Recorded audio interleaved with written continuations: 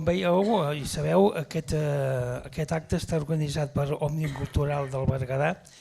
Primer de tot em voldria disculpar el nostre president, el Ignasi Montagut, que li era impossible ser aquí, i jo com vicepresident de la Junta em toca fer la presentació, que seré molt ràpid.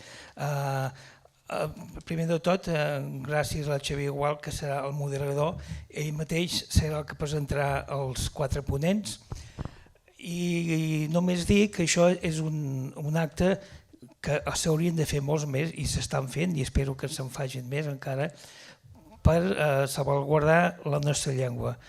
Tots sabem que actualment estem en una situació molt difícil, rebent molts atacs de l'estat espanyol i també de l'interior de Catalunya, d'alguns altres personatges, i que crec que hem de seguir amb aquesta tònica de fer actes, fer campanyes per salvar el nostre llengua, el català.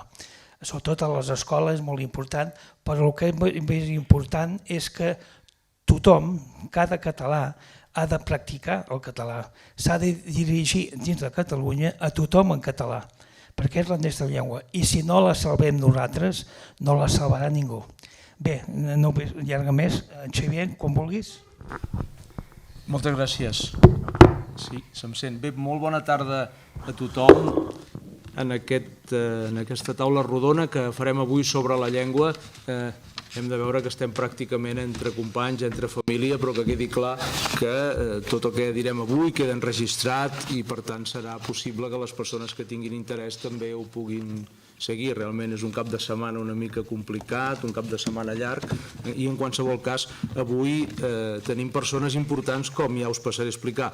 També és un espai que voldrem comptar amb els que hi sou una mica amb la vostra participació, a part dels especialistes, les persones que són avui aquí al meu costat.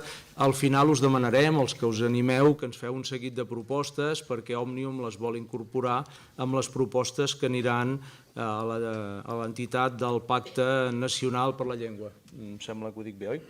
En qualsevol cas, com sabeu, a principis del mes de maig, Òmnium Cultural va organitzar unes jornades sobre la llengua, on es van presentar 4 informes.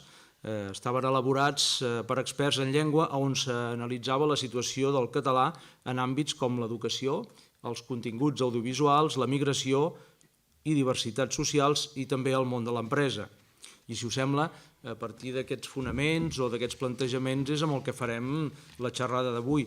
Avui, com podeu veure els que sou aquí, els que ens seguiu des de les càmeres, comptem amb 4 persones. La primera d'elles és la Núria Burgaroles, que és la directora del Centre de Normalització Lingüística Montserrat, que després ens ho explicaràs, Núria. Jo us diré de tu, perquè penso que ja els cabells blancs ens acompanyen alguns i ja ens podem dir de tu amb tots els que sou aquí. Tant la Núria com la resta de persones que ens acompanyen avui, jo he estat mirant els seus currículums i realment són llargs, importants i fan molta patxoca. Jo no el llegiré avui aquí, però tingueu en compte que les persones que ens acompanyen, la Núria, la Margarida, el Jordi i el Josep, tenen coses importants a dins. També hi ha la Margarida Moset, que és pedagoga i una de les ideòlogues de la immersió lingüística i també de la seva biografia. També és inspectora, i ara en parlàvem, quan venia l'inspector a l'escola ens posàvem tots una mica nerviosos. Ens acompanya també en Jordi Rossinyol, que és professor d'ESO, d'aquí de Berga, de l'Escola Badruna, i ens acompanya també l'advocat Josep Sensada, que sempre està disposat a col·laborar i a cooperar amb aquestes coses. Josep, bona tarda a tots 4. De nou, gràcies per ser avui aquí.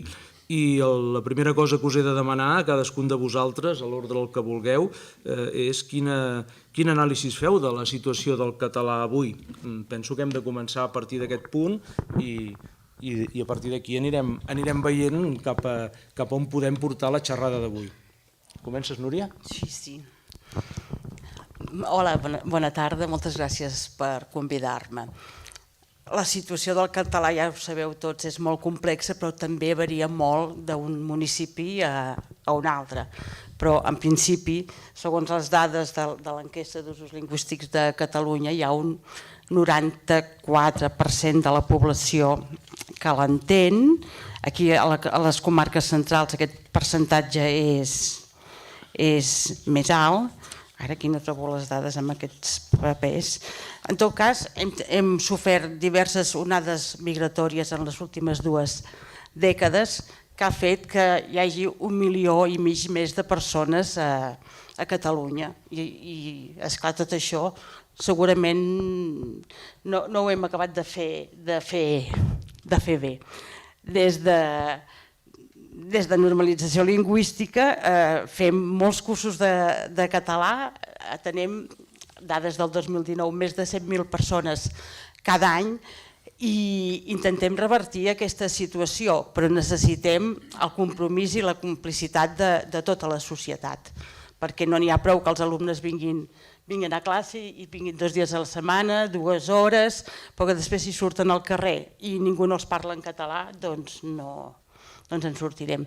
La pregunta era com està, l'educació ens ho dirà, ens hem relaxat una miqueta, els mitjans de comunicació escrits estan prou bé perquè hi ha tots aquests diaris digitals en català, el teatre també està bé, en canvi les xarxes socials, ja ho sabeu com està el món socioeconòmic, també s'ha relaxat molt, no es demana moltes vegades el català, no es valora a l'hora de contractar les persones.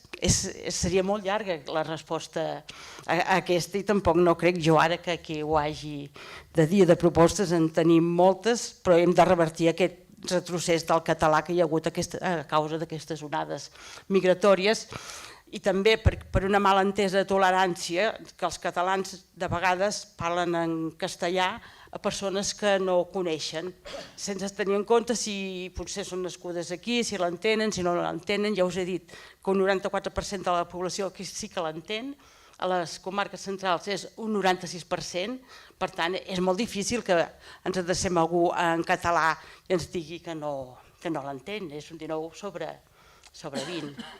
Ho deixo aquí i continua un altre. Sí, Núria, moltes gràcies. Jo, si et sembla, li passarem el micròfon a la Margarida, perquè una mica en la línia d'aquesta primera pregunta, el que ha contestat la Núria, si ho vol complementar o hi vol afegir coses per la seva part, per fer un primer diagnòstic del que hem vingut avui a parlar. Sí, a veure, estem en una situació que ara hi ha com un reconeixement general de que estem en una emergència lingüística.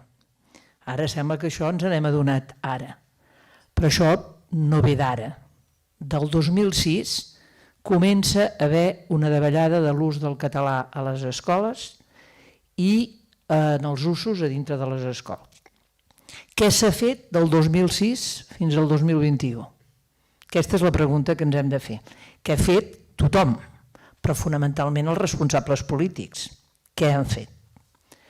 I jo diria, i m'atreviria a dir, que poc i algunes coses bastant mal fetes.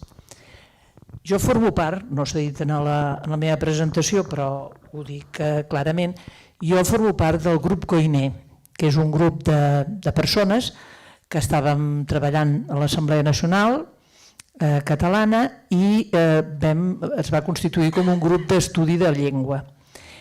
En allà vam començar a intercanviar parers i un petit grup de 14 persones, alguns de l'Institut d'Estudis Catalans, traductors, escriptors, pedagogs, en fi, gent dedicada al món de la llengua en general, vam veure que ens havíem de posar d'acord perquè ja ho vam veure molt mal parat. Això era l'any 2013. Finalment ens hem segregat. Tothom va continuar naturalment sent de l'assemblea, però vam fer aquest grup com un petit grup d'estudi. I en aquest grup d'estudi, el 31 de març de 2016, vam fer públic un manifest en què dèiem que anàvem per mal borràs. De poc que se'ns mengen. D'aquest manifest hi va haver-hi més de 400 articles, dels quals poder un 70% eren contra. Què diuen? Quina manera d'esverar el personal? Per què vam fer el manifest? Vam fer el manifest perquè en aquell moment s'estava parlant de la independència com si la tinguéssim ja. I nosaltres vam fer una anàlisi pensant quina és la situació que tenim ara i com creiem que es pot salvar la llengua en una república. És a dir, tenir una república i tenir la independència no salva la llengua per se. La salva si es estableix tota una colla d'elements que permetin salvar-la. I pel que anaven dient els polítics, ja donaven per entès en alguns casos que el castellà seria cooficial i que, per tant, que no cal, que aquesta gent s'esvera molt. El mateix que es va dir quan va sortir el manifest dels marges, molts anys abans. És a dir, que ja fa molt de temps que això no anava bé, i ara que soc a Òmnium, i jo soc sòcia d'Òmnium també de fa molts anys, Òmnium tampoc no va estar a l'alçada en algun moment, no dic l'Òmnium del Berguedà ni el del Maresme, no, l'Òmnium, el central. Ara sí, ara fem pactes, ara busquem de veure com ho resolem, però hem hagut d'esperar, fixeu-vos, nosaltres vam fer el crit d'alerta el 2016 i estem al 2021. Clar, els errors per als quals hem arribat fins aquí són molt difícils de reparar, perquè nosaltres hem fet un miracle que se'ns en va en orris, que és canviar de llengua a l'escola. L'escola, el 1975, el 74, tenia prohibit el català, no es podia ensenyar. El 2075 es va començar a tolerar. El 1978 es va dir que s'ensenyaria, que seria obligatòria aprendre català a les escoles de primària i de secundària. I que podria haver-hi centres que ho fessin en català. Imagineu tot el recorregut que hi ha hagut un recorregut important. Hi ha pocs països al món que han canviat de llengua sense ser un estat. I nosaltres ho vam fer. I quan dic nosaltres vull dir els mestres, vull dir els pares de Santa Coloma de Gramenet, els pares de la cintura metropolità. Jo he tingut la sort, l'orgull, l'honor d'anar amb molts d'aquests pares a explicar-los per què volíem que els seus fills aprenguessin català. Hi ha dues raons fonamentals. L'una, perquè volíem que fossin ciutadans de primera, no de segona.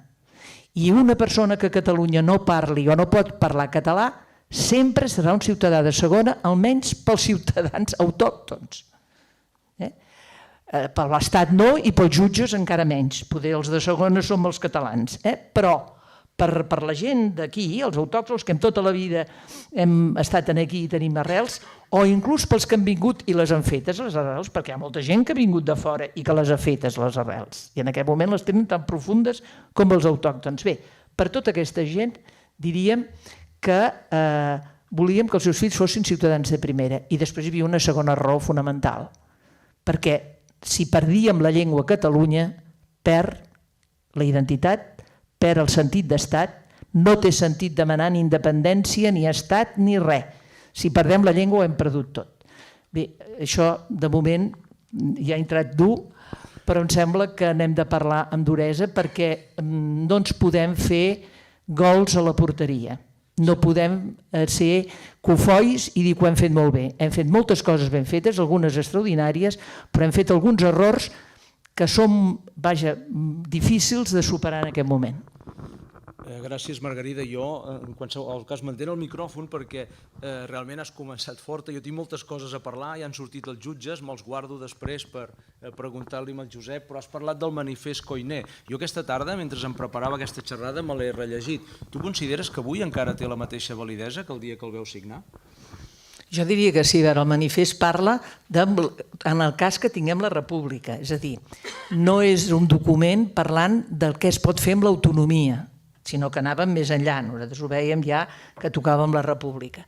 I com que vèiem que aquesta república s'estava plantejant amb aquesta cooficialitat que ens ha vingut imposada per l'estat autonòmic i per la sacrosanta Constitució espanyola, perquè si no hi hagués la sacrosanta Constitució espanyola, hauríem pogut discutir en algun moment quin era el paper del català i quin era el paper del castellà, però aquí no hi ha discussió possible. Per tant, jo considero que pensant en què seria la futura república, jo continuo pensant que és vàlid el manifest Koiné i malgrat les crítiques que hem tingut, ara fa poc hem tret un llibre precisament argumentant i responent a les moltes crítiques que vam tenir, i jo el mantindria en aquest sentit. L'altra cosa és que nosaltres, per exemple, vist que la independència també ja no la tenim tant a tocar, perquè més desgraciadament se'ns està diluint, se'ns està anant una mica més enllà, Aleshores, hem fet altres coses. Per exemple, a les eleccions últimes vam fer un decàleg perquè els partits polítics, quan fessin els programes electorals, ho tinguessin present. El decàleg eren 10 punts, sense els quals nosaltres considerem que la llengua, en l'estat de l'autonomia, no de la república, doncs se'ns en va fer punyetes. És a dir, nosaltres som pessimistes. No perquè pensem que no hi ha solució, sí que creiem que hi ha solució, però només hi ha solució si ho prenem a la valenta, és a dir, si ens hi posem tots. Si no ens hi posem tots, d'aquí 50 anys el català serà residual i els nostres nets o besnets ja no parlaran. Queda clar, gràcies. Sí, jo ara li passaré el micròfon al Jordi Rossinyol, després amb el Josep Sensada. Recordem que la pregunta que us feia al principi en aquesta primera ronda era quin anàlisi feu de la situació del català avui. El tema de l'escola, que et toca directament com a professor, i entrarem més endavant. Quina és la teva visió, més que com a professor, com a ciutadà? En aquesta pregunta inicial seré molt més breu. Penso que, tot i que s'ha fet molt des del 1975, com comentava la Margarida, penso que vivim temps complicats, perquè l'entorn no hi ajuda, el govern ni tot plegat, però nosaltres tampoc no hi col·laborem prou. En la línia que comentava la Núria, pràcticament tothom entén el català. Jo sempre penso que quan trobes algú pel carrer que és de fora i et demana alguna cosa en un idioma que no és el nostre, molta gent té tendència a canviar d'idioma. En canvi, nosaltres quan anem a l'estranger i no se'ns entén, la gent no fa el mateix pas. Nosaltres hauríem de ser capaços de mantenir-nos en el nostre idioma i fer-nos explicar ni que fos d'unes altres maneres, però de manera que el nostre idioma el anessin mantenint nosaltres, perquè si nosaltres mateixos no mantenim l'idioma, penso que hi ha un problema, no? Llavors, penso que tothom, per mantenir viva la llengua, hi hem de posar tots plegats, hi hem de col·laborar, i penso que no és tant establir unes lleis com creure en un projecte. I si es creu en la nostra llengua i que la volem mantenir viva i la volem potenciar, penso que està a les nostres mans. Gràcies, Jordi. Ara ens queda per escoltar en aquesta primera ronda. Disculpeu, hem d'anar fent això amb el micròfon perquè en tenim dos i ens els hem d'anar repartint com bonament puguem. Josep, bona tarda també.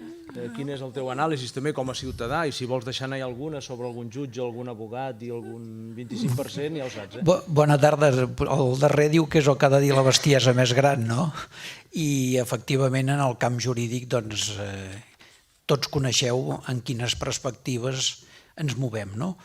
A nivell estadístic només ho deixo caure i una anècdota que s'ha produït aquesta setmana, que és la compareixença del president del Tribunal Superior de Justícia de Catalunya al Parlament i les seves manifestacions. Bé, ha vingut a dir el que ja tots coneixíem, que només un 7% de les sentències són en català. I des d'aquesta perspectiva no és que sigui nou d'ara, sinó que any rere any totes les estadístiques que venen del Departament de Justícia doncs van amb aquesta ràtio d'aquest 7,5% de sentències. Perquè us feu capaços, perquè a vegades amb els números són més significatius, malgrat que els advocats som de lletres, no? Però sí que amb les estadístiques veurem clarament com és. Mireu, sentències de la ciutat de Barcelona a l'any 2020, que és la darrera estadística, perquè la que es va fer pública aquesta setmana pel Tribunal Superior de Justícia encara no s'han publicat. A Barcelona, a la ciutat de la justícia, es van dictar 94.256 sentències. En català, 5.842.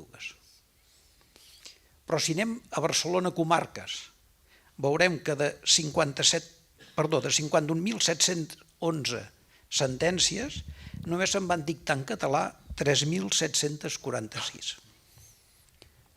Però això també és significatiu el 2019, com us deia, no? El 2019, a la ciutat de Barcelona, 119.149 sentències, en català 8.995. A Barcelona comarques, 66.035, sentències en català, 5.356. És a dir, fins i tot a Barcelona comarques es van dictar més sentències en català a l'any 2018, que era l'estadística del 19, que no pas el 2020. Què significa tot això? ve una mica com a col·laborar-hi tot el que esteu dient fins ara, és a dir, que a nivell de justícia el català és pràcticament inexistent. Els esforços que ha fet el Departament de Justícia de voler catalanitzar els jutjats, perquè tots els jutjats a Catalunya tenen el programari en català i gairebé diria que un 60% dels jutjats no l'empren. Encara tota la sistemàtica, tot el programari que els hi facilita el propi Departament de Justícia encara és en castellà. I quan és el moment de dictar sentències que pertany precisament amb el propi jutge qui és que les ha de dictar, doncs ja veieu en quin nivell estem. Per tant, no tan sols hem de fer molt per la llengua, sinó també que a nivell de justícia hem de procurar no tan sols que no es perdi la llengua, sinó que tinguem catalans disposats a ser jutges i a no tenir por, perquè moltes vegades els propis professionals que ens dediquem a això som els primers que caiem amb la tentació de fer els escrits en castellà, quan pràcticament el català l'entén tothom. Bé, ho deixo aquí. Te'n recordes amb quin idioma va parlar el president del Tribunal Superior de Justícia al Parlament? Sí, amb l'idioma precisament que no és el català i que quan se li va retreure s'ha tret més com a anècdota periodística el fet que hi va haver-hi alguns diputats que li van recriminar el fet que parlés en castellà per les seves pròpies declaracions que per res més. I també hi ha una anècdota que penso que aquí també va passar desapercebuda, però que cal que es conegui, que és quan la diputada de la CUP li fa la pregunta sobre els 33 jutges que va sortir amb el Mundo, amb els DNIs i tot, no li va dir quina protecció es preveu des del Tribunal Superior de Justícia de Catalunya amb aquests jutges que van estar assenyalats amb el seu DNI quan van sortir. I no va contestar.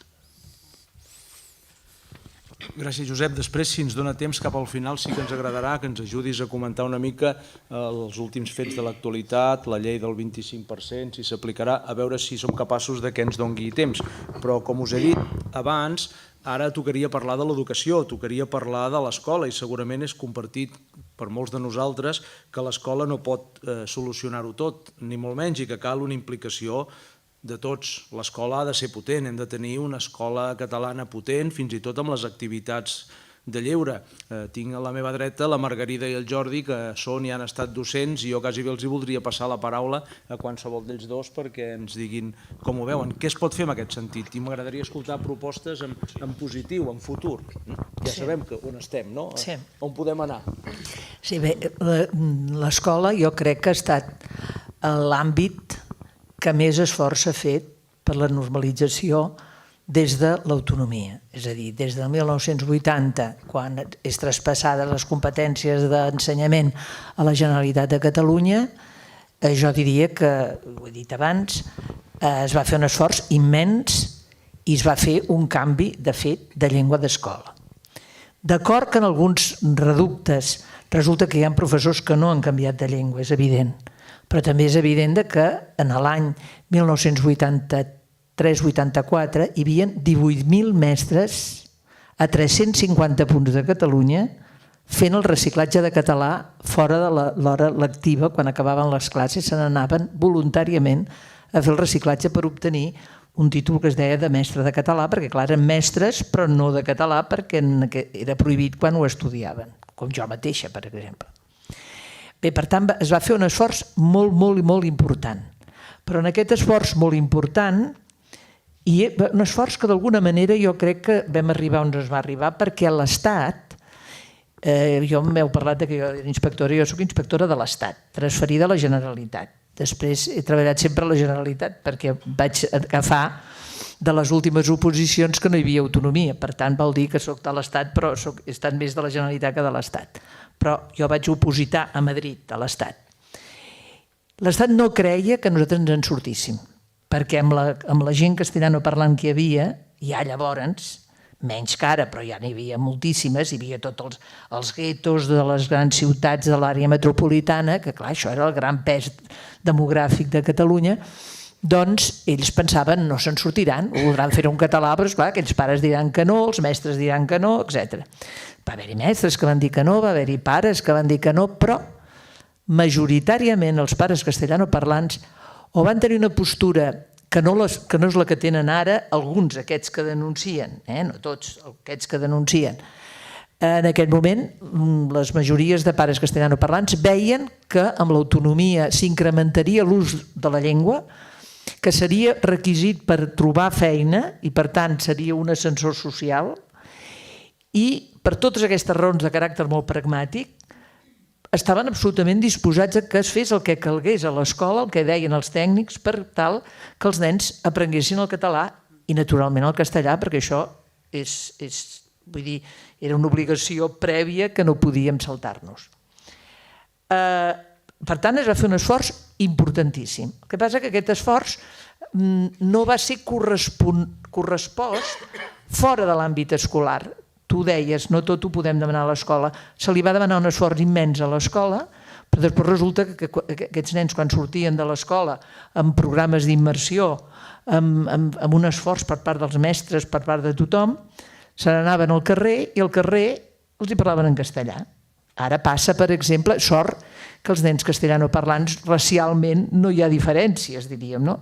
Perquè si aquests nens fossin negres o d'una altra raça, doncs no dic, perquè en aquest moment una persona de color o una persona que se li veu trets orientals o el que sigui, tothom, quan s'hi adreça, li parla en castellà, perquè els hi dona la impressió que no poden saber el català, cosa que és absolutament absurd, perquè n'hi ha moltíssims d'aquesta gent que ja són nascuts aquí, que han anat a escola aquí i que per tant parlen el català com nosaltres. Per tant, el tema de la raça i el tema...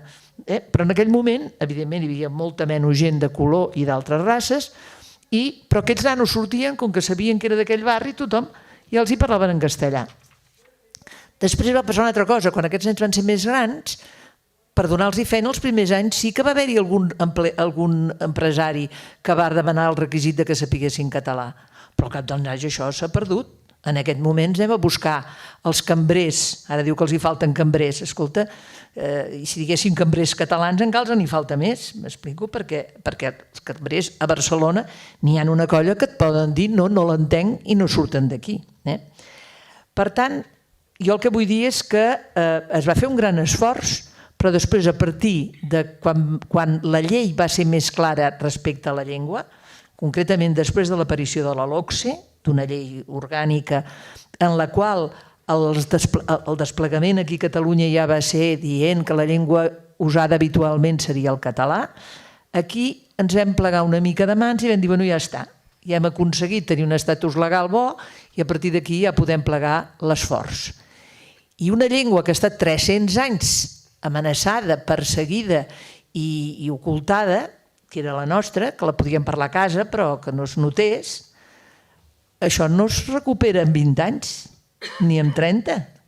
Poder es recupera amb 200 anys d'esforç i de posar-hi diners i d'invertir-hi. I aquí vam afluixar, aquí vam tirar enrere, aquí ens vam aturar.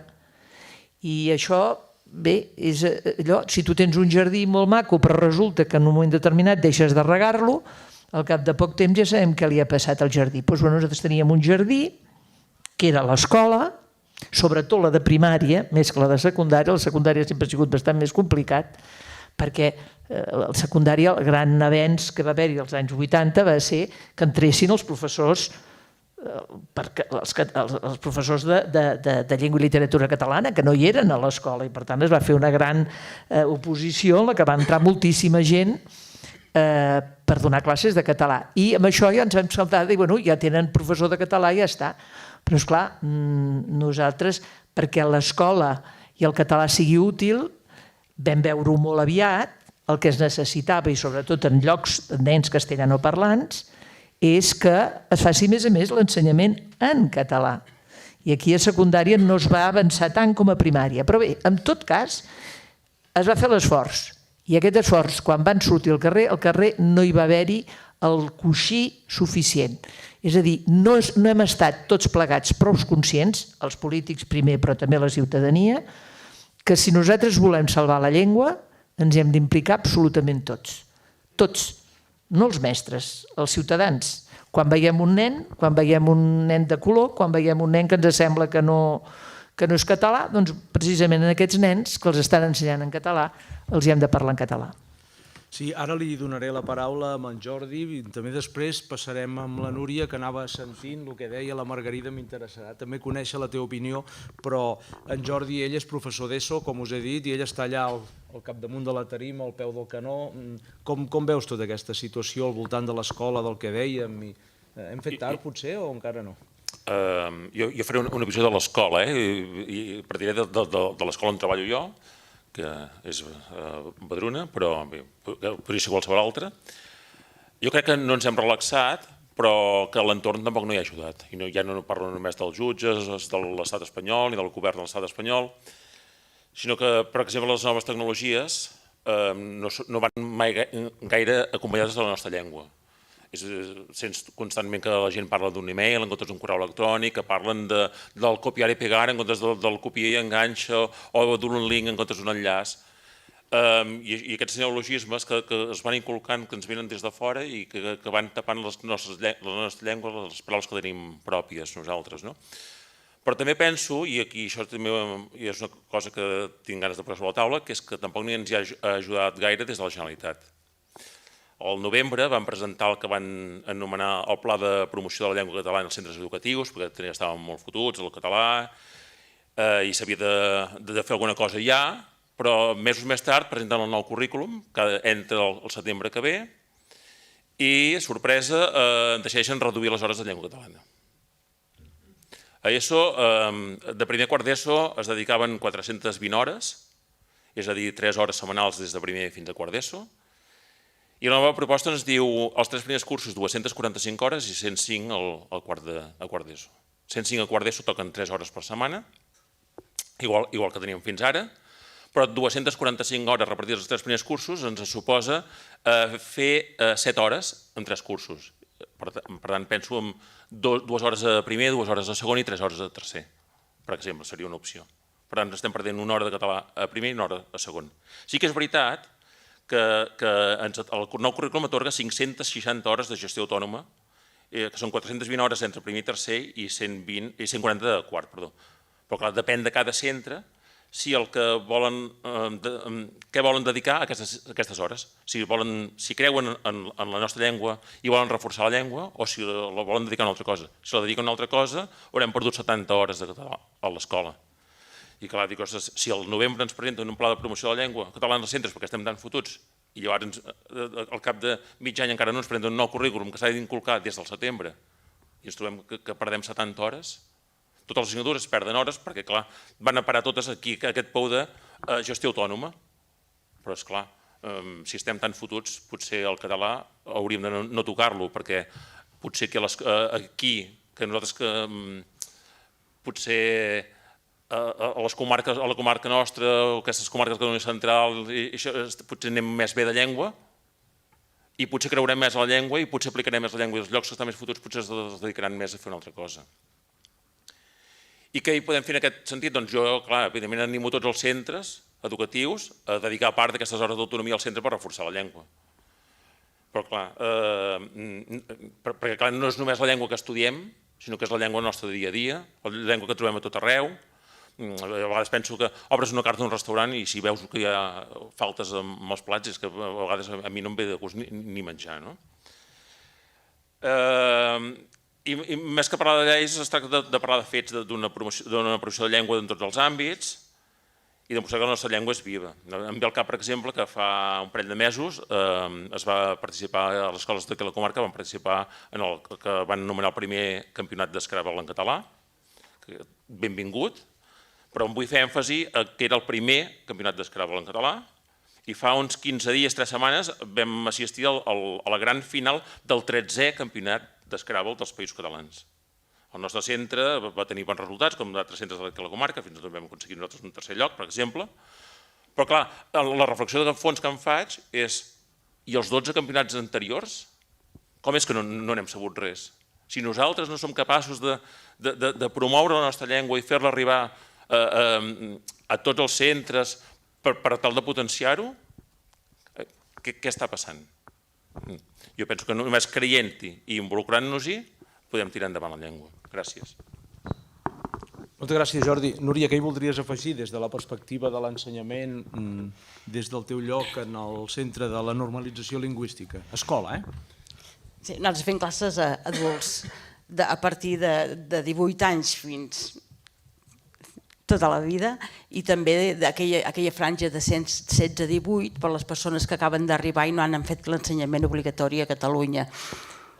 Jo a l'escola, la veritat és que la veia salvada fins ara i la continuo veient bastant salvada, malgrat tot, i crec que el sentit comú ja ens diu que els nens entenen el català i parlen en català i no em fan patir tant. En canvi, els nostres alumnes sí que ens fan patir molt, perquè no són nens, són persones adultes, persones fetes, que ja es veu que són de fora moltes vegades i venen a classe i fan l'esforç i no aconsegueixen parlar català al carrer perquè tothom se'ls adreça en castellà i ens hem hagut d'inventar, ja fa molts anys, un programa d'èxit que és el Voluntariat per la Llengua, que consisteix a unir una persona que està estudiant català amb nosaltres amb una persona que parla català amb l'únic una hora a la setmana durant 10 setmanes amb l'únic objectiu de parlar català.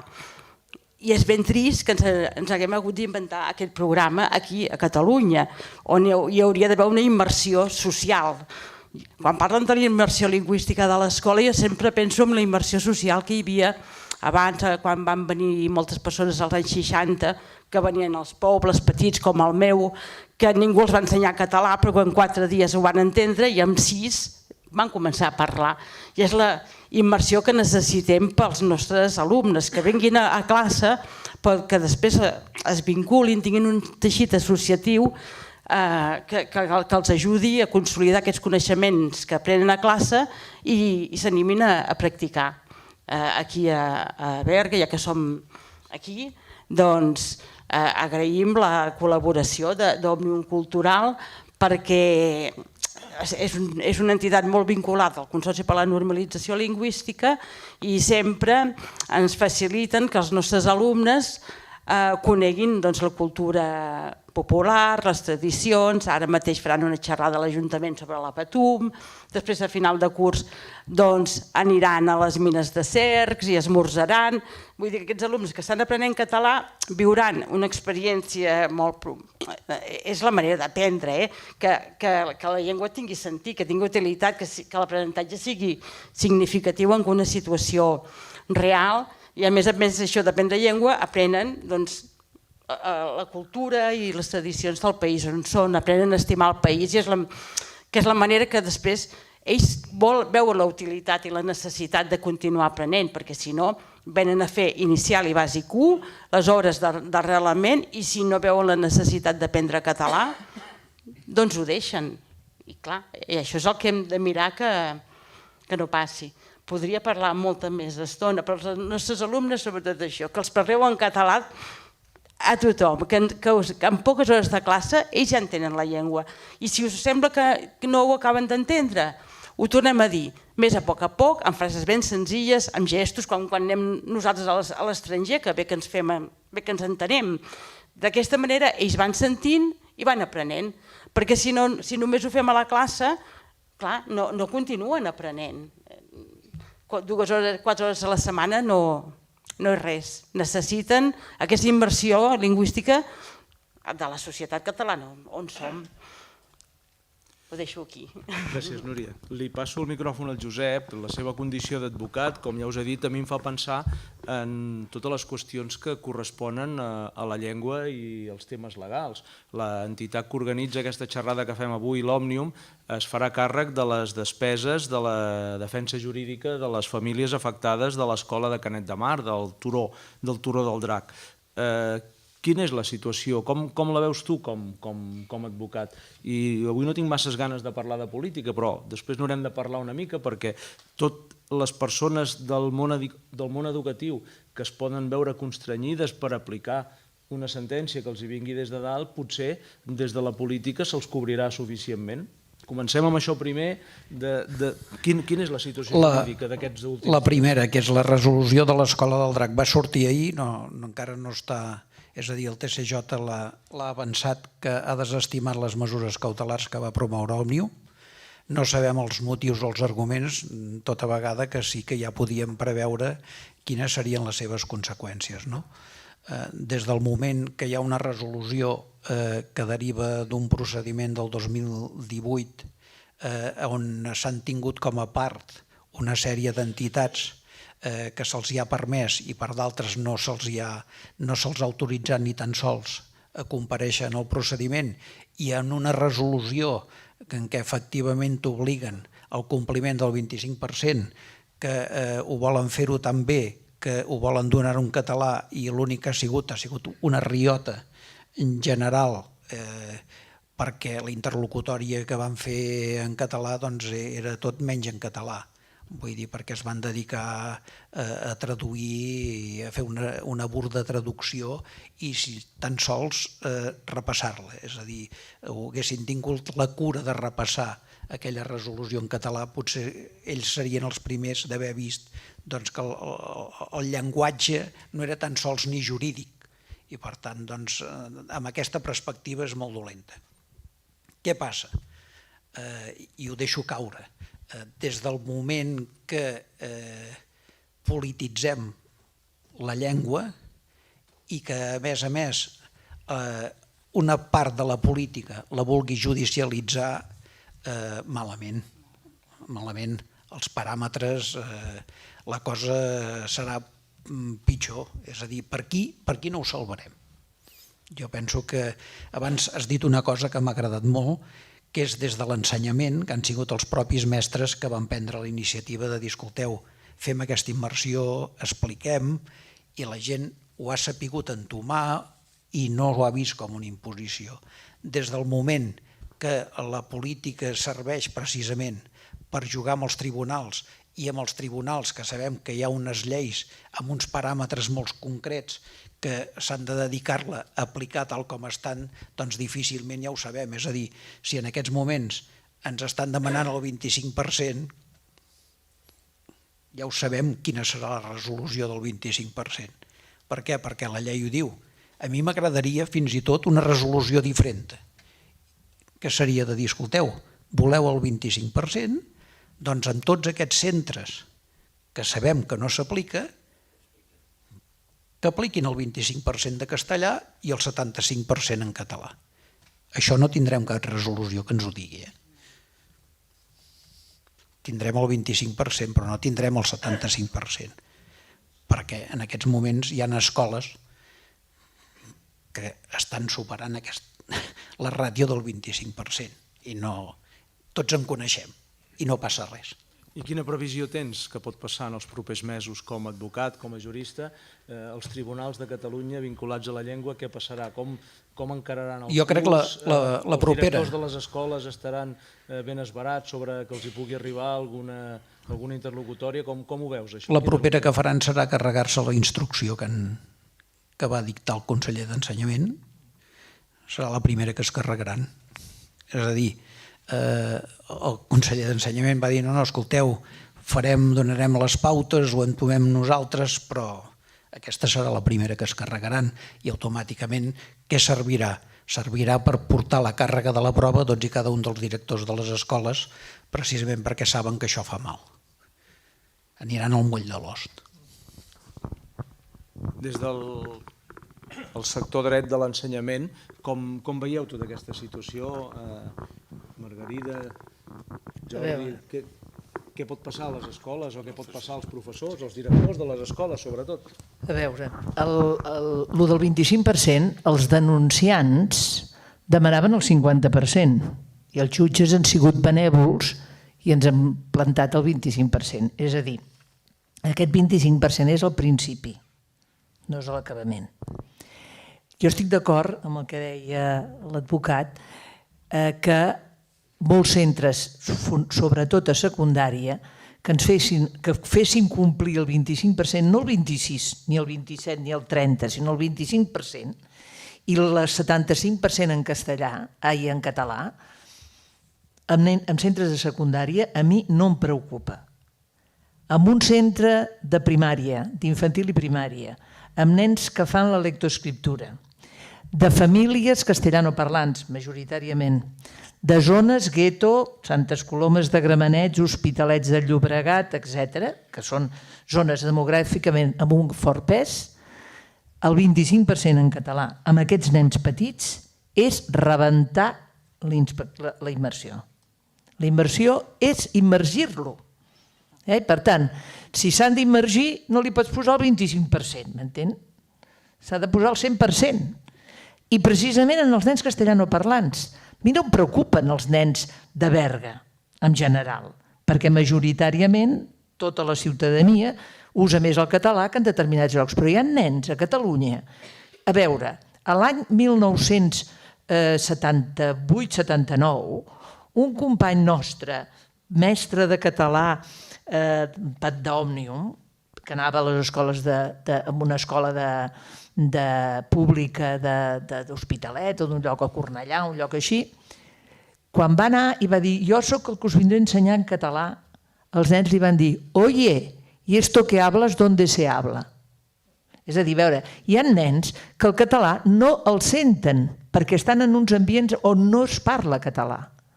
Per tant, aquest tipus de nanos és els que, d'alguna manera, amb el programa d'immersió feien possible que en sortir de la primària tinguessin un coneixement suficient del català com perquè, si a secundària en feien el 25%, doncs no era tan greu.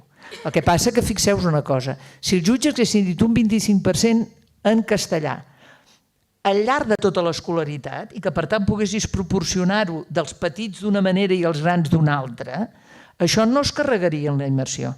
Ara, tal com està fet en la interlocutòria, que diu que el 25% cada un d'aquests nens, i sobretot en el cas de l'escola de Canet, amb els nens de 5 anys, això és carregar-s'ho.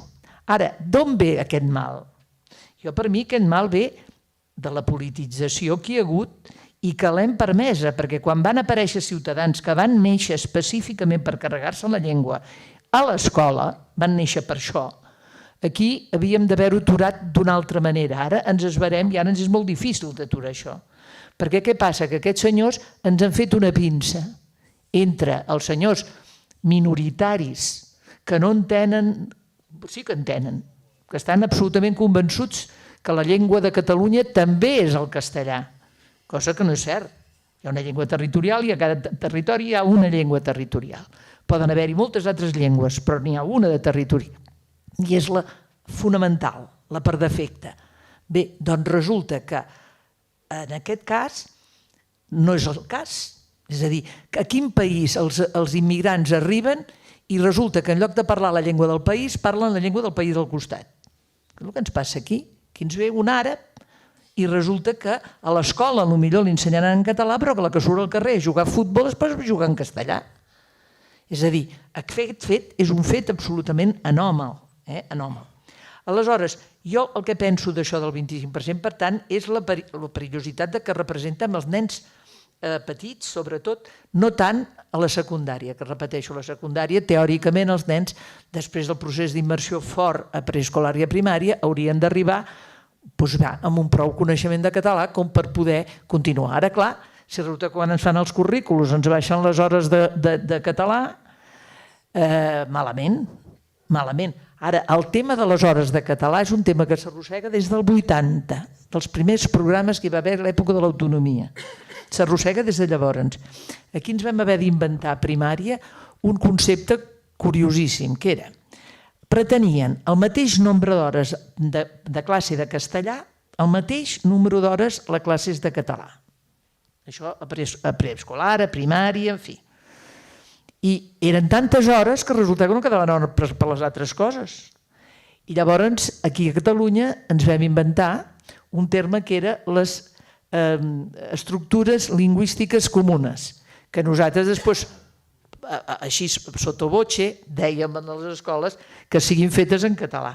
Però per salvar la situació jurídica era de dir hi ha unes hores de català, unes hores de castellà i unes hores d'estructures lingüístiques comunes. A veure, aprendre que l'adjectiu, què és un adjectiu, és igual en català que en castellà. Aprendre què és un verb aprendre el que és un anàlisi morfològic o sintàctic, això es pot saber igual en català que en castellà, el que canvia és el lèxic, canvien altres coses, i per tant podíem fer això. Però ja des de llavors l'obsessió del 50%. I després, quan ja van venir els ciutadans, ja en aquests últims anys, no és el 50%, el que aquests pretenen és 1/3 de les classes en català, 1/3 de les classes en castellà i 1/3 de les classes en anglès. Això és el que pretenen. Aquest és el model dels ciutadans. I aquest model, perquè un pare el vol aplicar en una escola, 24 nens s'han d'empassar la contuberni entre el jutge i el pare aquell. I a més no diguis quin pare és ni quin nen, perquè això és horrorós, perquè és la persecució, és el que diu el Feijóo, no? Per tant, o sigui, ens hem d'empassar uns drets lingüístics que no es donen enlloc més del món, només aquí. Margarida, jo tinc una pregunta concreta per tu al respecte. Si el que ens ha dit el Josep, que passarà des del punt de vista legal, i tu com a una de les persones que vas posar en marxa el sistema d'immersió, vol dir que passaran coses judicialment al setembre amb l'aplicació del 25 que faran esclatar la immersió que hi havia fins ara en vigor. A veure, sí, no, és un titular a mitges perquè la immersió ja la tenim molt precària ara, sense el 25%, A veure, la gent que vam treballar amb els programes d'immersió, jo vaig ser cap del Servei d'Ensenyament del Català, responsable de l'ensenyament del català de tota la Generalitat de Catalunya, del 1980, al moment dels traspassos, fins al 1984. El 84 em va reemplaçar en Joaquim Arenas. En Joaquim Arenas hi va estar fins al 2003. I aquí va haver una política continuada, tècnica, perquè nosaltres no fèiem política, nosaltres fèiem suport tècnic. Bé, va haver-hi una continuïtat aquí d'una colla d'anys, amb una gran coherència del que es va anar fent. Perdoneu, l'esforç que suposa fer la immersió, també per l'administració, és enorme. I aquest esforç, a partir del 2006, això ha anat a mal borràs. I hi ha centres, em deien l'altre dia una escola, una mestra de primària que parlava dels programes d'inversió. No d'immersió, d'inversió. És a dir, hem perdut fins i tot aquesta cultura, que és greu. Per tant, això ja estava ja anava mal borràs. Ara, com que deien no, hi ha l'emergència lingüística, el pacte per la llengua de la Generalitat, en fi, totes les iniciatives des d'Òmnium, des de diferents llocs, deien, bueno, poder ho salvarem. I ara resulta que ens ve catacloc la sentència. Però aquesta sentència, a l'any 2012, ja n'hi van començar a haver de sentències que deien això. El que passa que ho deien en aquesta escola per a aquest nen. I això ho podies mig vestir, ho podies mig arreglar. Ara no, ara és de totes les escoles per tots els nens perquè hi ha 25 pares a Catalunya que han denunciat. Això és així. Per tant, ara és molt més difícil. Llavors, la postura del govern, perquè clar, això com ho arreglem? Miri, escolta, això ho arreglem de baix a dalt. Jo crec que quan hi havia el franquisme, als anys 70, el moment que va morir Franco una mica abans i tot això, el català fins al 75 va estar prohibit. I s'ensenyava a l'escola, Òmnium.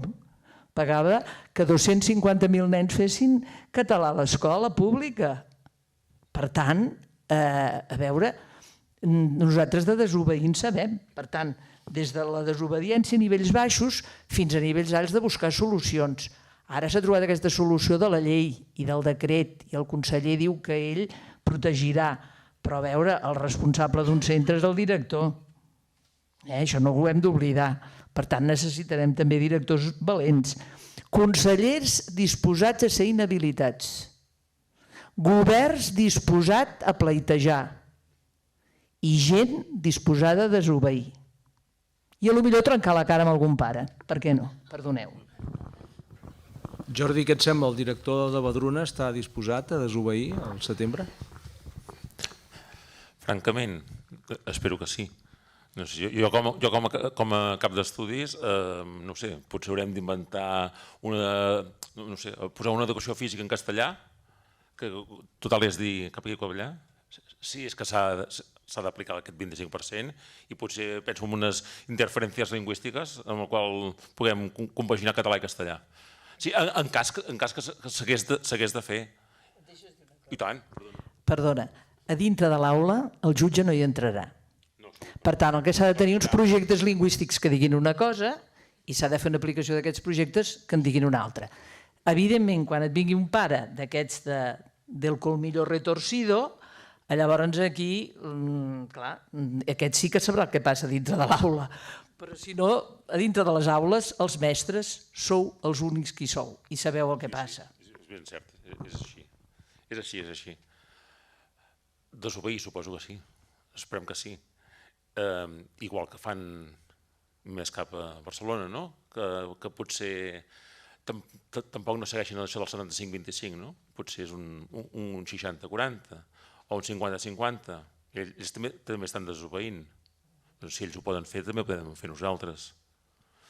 Si s'ha de complir, sempre es poden buscar estratègies, si més no estratègies de cara a la galeria, però la idea és continuar aplicant el que estem aplicant fins ara.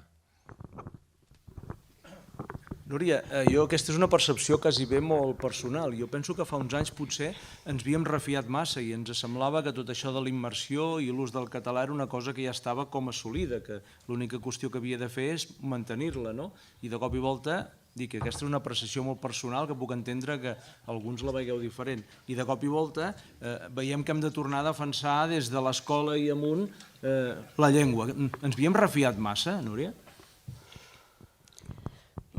Jo personalment no me n'he refiat mai, perquè fa molts anys, des del 89, que treballo en normalització lingüística i sempre hem treballat amb persones que no sabien el català i el que hem fet és ensenyar. Deien, no t'entiendo, me'n recordo al començament, i deia, no patiu, que ja m'entendreu de seguida. Ja no ho tornava a sentir mai més, perquè m'entenien perfectament, eren persones que feia molts anys que vivien aquí i que els hi semblava amb ells que no m'entenien el primer dia, però de seguida es posaven tenien una competència passiva que havien anat adquirint perquè la societat parlava molt més català que no pas ara i era molt fàcil en aquell moment ensenyar català.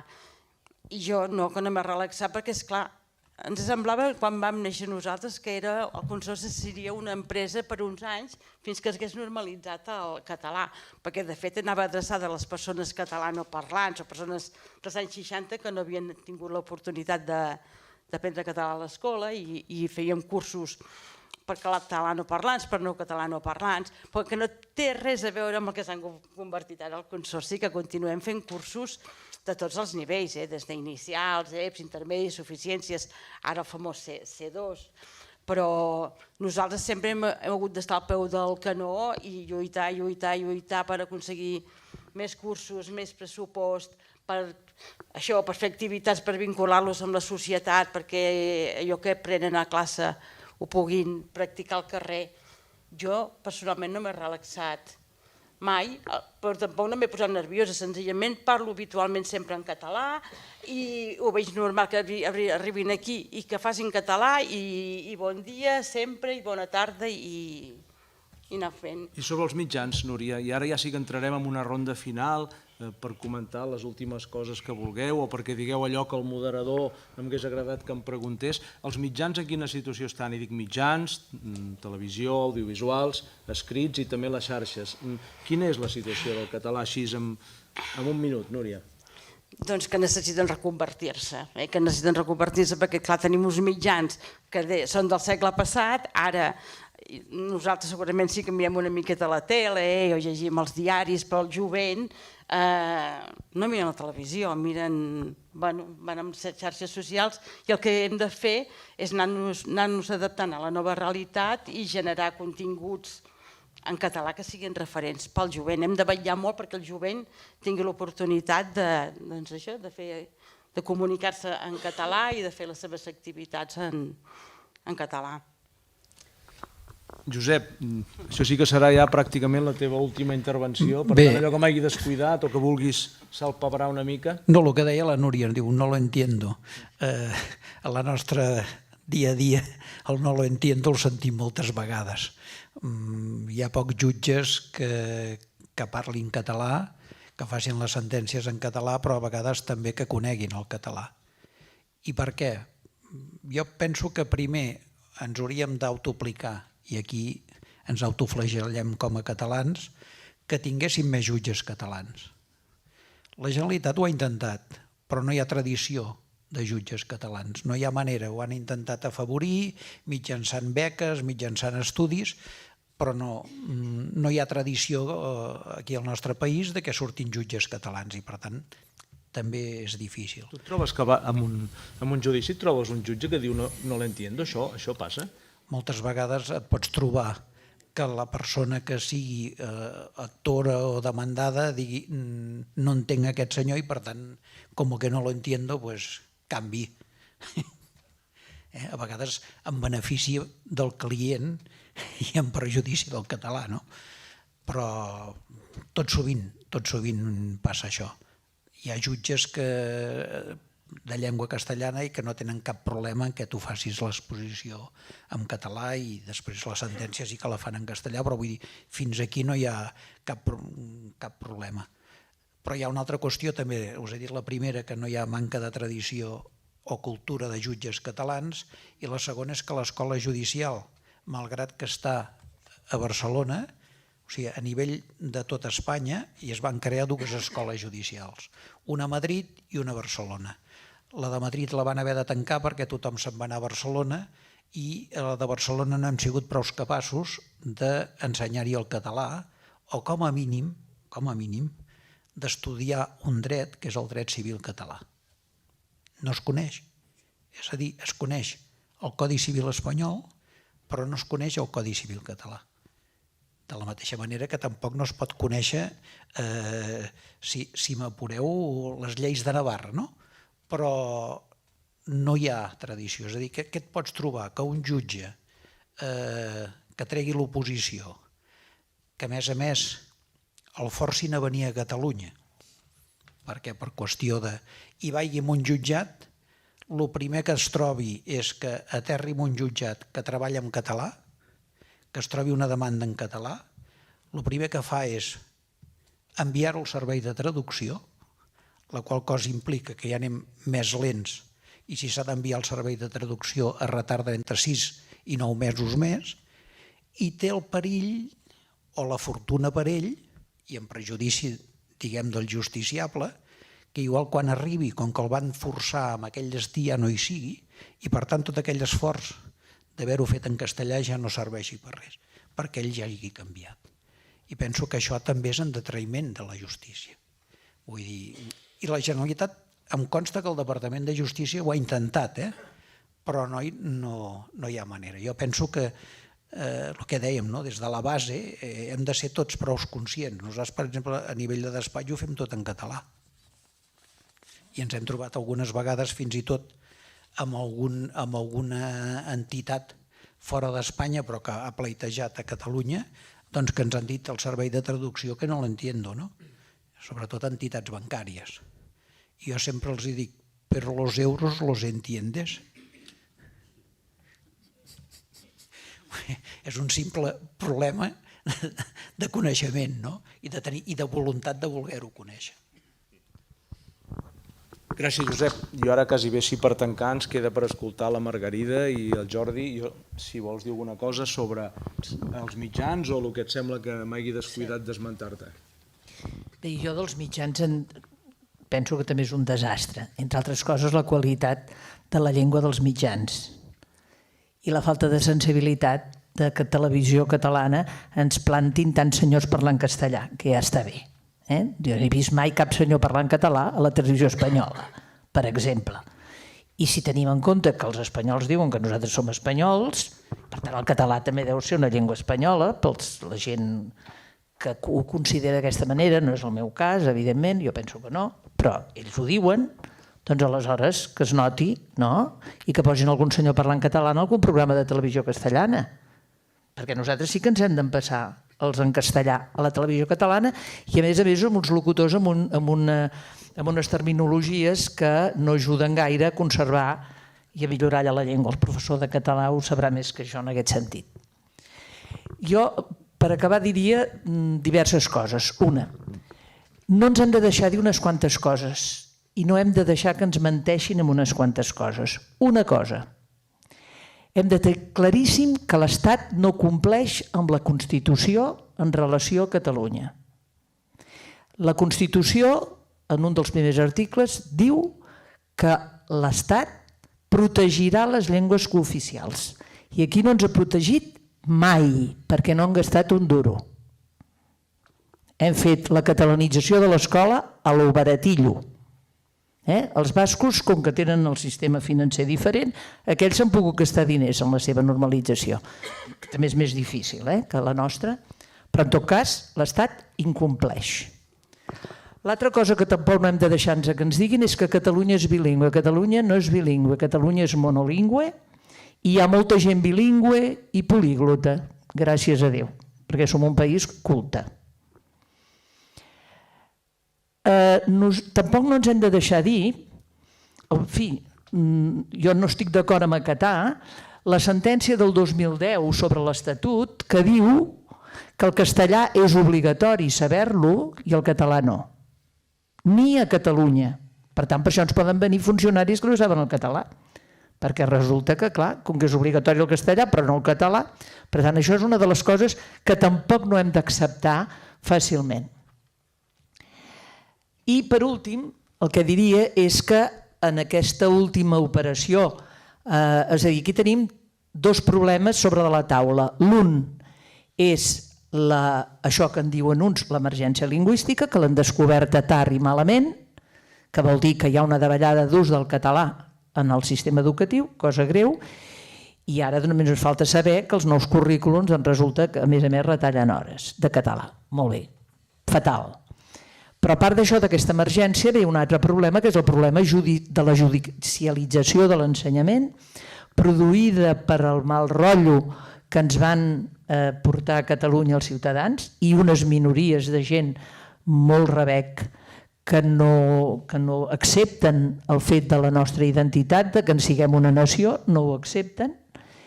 I aleshores la sortida dels nostres polítics és fer uns acords al Parlament d'uns quants partits, parlar del consens que era necessari, que és necessari. La primera llei de normalització lingüística, que del 1983, la va aprovar per unanimitat al Parlament de Catalunya, menys un vot en contra testimonial, per una qüestió absolutament... Per tant, vol dir que tot el Parlament de Catalunya en aquell moment va votar a favor de la llei, que deia que es faria l'ensenyament en català a les escoles i que deia tota una cosa de coses. Ara resulta que fem un acord i que ens posem d'acord per lo bajini, és a dir, no ens posem d'acord amb els màxims, sinó que ens posem d'acord amb els mínims.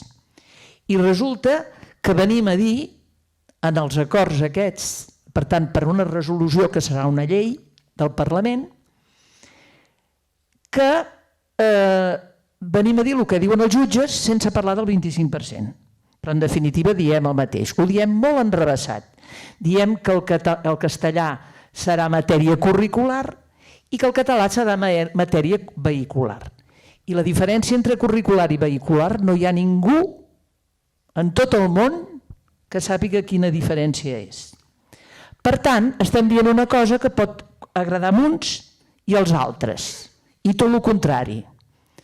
Perdoneu, això és un tret al peu, com va fer el senyor Froilán Franco. Això és un tret al peu, i amb un tret al peu no podem salvar el català. Moltes gràcies, Margarida. Ara sí, amb en Jordi acabarem i llavors us proposaré, els que vulgueu, que ens digueu les seves i que el doctor Giner vol dir alguna cosa també. Sí, Jordi, quan vulguis. Faràs el resum. Sí, com vulguis.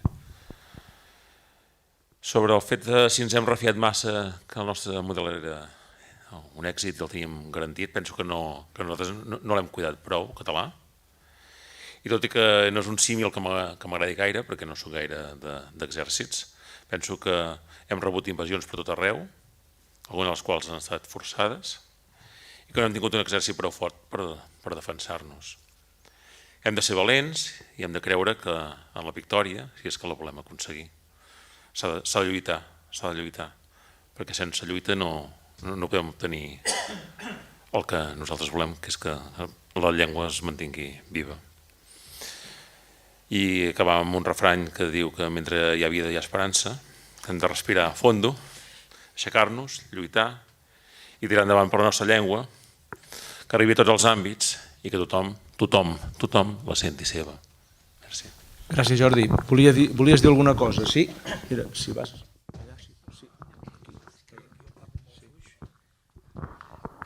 Parlant d'àmbits, com deia el Jordi, heu parlat sobretot de l'ensenyament, de l'escola, de la justícia. Hi ha un tema, no s'ha parlat de la sanitat. I la sanitat, la llengua catalana i sanitat també està molt, molt malament. Ho sé per experiència, però que molts hospitals i ambulatoris, a part que hi ha metges i professionals de la salut que són de fora, hi ha molts sud-americans, i aquests, però és que els pacients catalans moltes vegades no es poden dirigir al seu metge. Ja ho he sentit algunes vegades en denúncies, inclús de metges que no han volgut atendre un pacient perquè parlaven català. I això, i considero que no és perquè sigui sanitat, però és molt greu. És tan greu, per mi, tan greu com l'escola i com la justícia. I molts culpables són els mateixos treballadors de la sanitat catalans i de parla catalana que tenen el costum de dirigir-se en castellà a qualsevol que entra per una porta d'urgències. I això ho he viscut. I això també és dels àmbits que s'ha de també lluitar i tenir en compte. Gràcies. Molt bé, gràcies. Sí, com Que us la deia, ara gent sou responsables. participi en les sessions deliberatives del Pacte Nacional per la Llengua, que entreu a la pàgina web i veureu quan són aquestes sessions deliberatives, que n'hi ha el 7 de juny, el 9, l'11, el 13... El 14 de juny, per exemple, hi ha salut i atenció sociosanitària. Es demana que es participin en aquestes sessions deliberatives i suposo que ja ho coneixeu, doncs entrar a la pàgina web i apuntar-s'hi. Moltes gràcies. Jo vull agrair a tothom que ha estat aquí, els 4 que ens han acompanyat i a tots vostès, i el vicepresident de l'Òmnium de Berga tancarà l'acte. Gràcies a tots. Berguedà, perdona. Bé, moltes gràcies a tothom per haver vingut. Ha estat molt interessant. Conclusions, jo no en faré cap. Com està gravat i això ho tindrem penjat, podem tornar-ho a veure. Gràcies a tots 5 i tots a vostès per haver assistit. I recordar que com última conclusió és que la feina de salvar el català és de tots, d'un per un. Vinga, bona nit. Molt bé, gràcies.